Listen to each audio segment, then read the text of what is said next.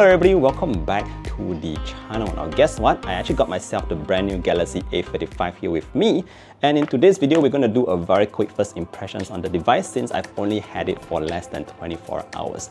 Now time has really flied really quickly because I just realized that it has been a year since the A54 was launched, and yeah, we already have the new device here on the table. So just in case you want to check out the unboxing, a very quick shameless plug for my Instagram, you can check that out over there. That is where I do all my unboxings. But moving back to today's video, what can you expect from the Galaxy A55? Is this device for you? Let's find out.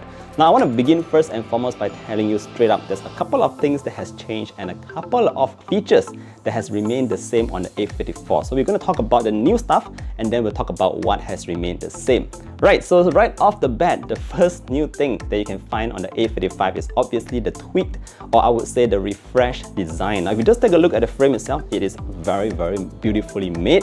It has this sort of like brushed metal kind of look, and if I actually put it beside my S24 Plus, some people might be fooled to think that the A55 is the more premium phone. That's how good it is. If you look a bit more closer, you will notice that the volume rocker as well as the power button as well is a bit raised, a bit elevated. So I think it does help ergonomically to find those buttons whenever you're just fidgeting in the dark. But very nice touch over there.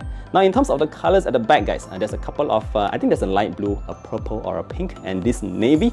I think the navy is definitely the one to get. That's just my personal recommendation because just look how beautiful it is. It's a very nice design. The overall look of the A55 is definitely the most premium I've ever seen on an A series device. So that's that. Now moving on to the second thing that's new, there is actually a bump in the size of the display.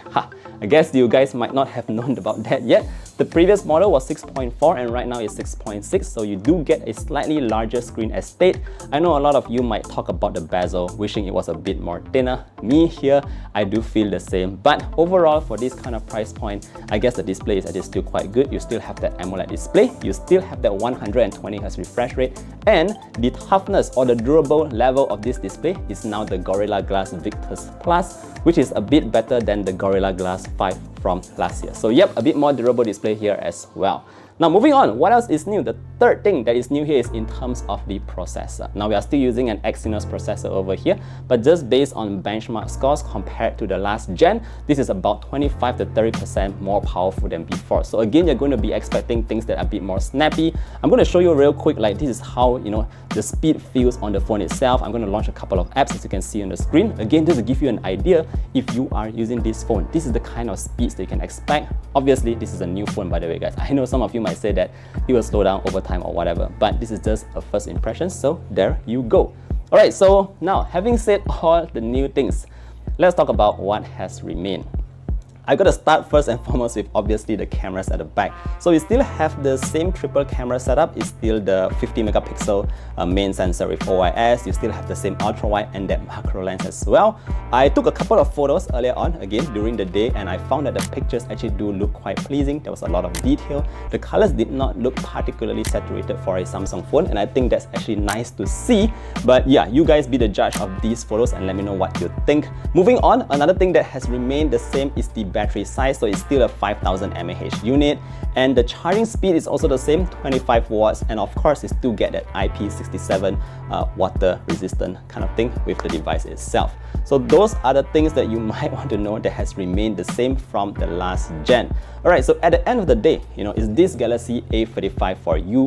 What I can say here is, to be really frank, this is sort of like a refresh or a light update compared to the 54. It's not something revolutionary. However, if you are in the market looking for a brand new mid-range device to get, this phone should definitely be on your radar. It has one of the best, you know, build quality, a really expensive kind of feel in terms of that, you know, the nice frame, the navy color. So that's something that you can expect from the Galaxy A55.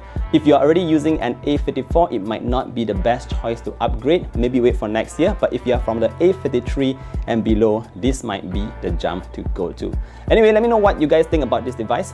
Comment down below. Thank you for watching all the way to the end, and I look forward to seeing you guys in the next one. Do take care and stay safe. Bye bye.